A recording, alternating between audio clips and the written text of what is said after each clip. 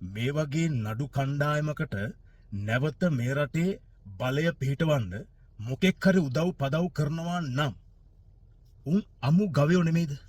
බලට මතකද අර පහුගිය දවස්වල සාම පාගමනක් ආව අපේ රටට. අන්නේ සාම පාගමනේ ආව මචං බල්ලෙක්. අන්නේ බල්ලටත් වැන්ද මිනිස්සු ඉන්න රටක් මේක.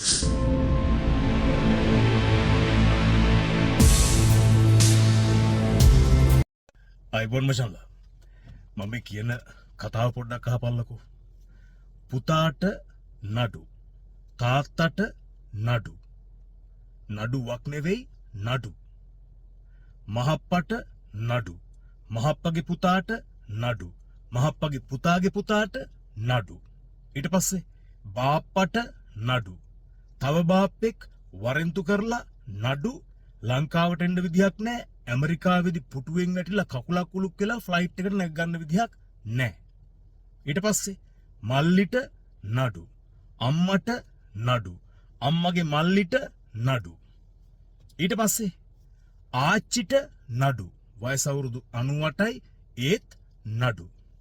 හත්මුතු පරම්පරාවටම නඩු. ඊට පස්සේ ඒ පරම්පරාවට වහල්කම් කරපු උන්ට නඩු. භාගයක් ඇතුලේ අවුරුදු 5 10 15 20 ඇතුලේ. තව සෙට් එකක් වැරදි පිරියරගෙන වන්දි ගෙවලා.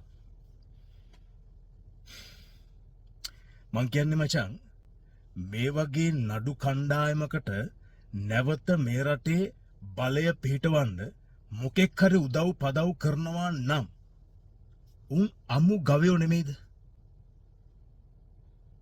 මේ දේවල් මචං කවුරුත් කියපු කතාවක්වත් කවුරුත් ගොතපු කතාවක්වත් ප්‍රබන්ධවත් එහෙම නැත්නම් Facebook එකේ ලියපු කතාවක්වත් නෙවෙයිනේ.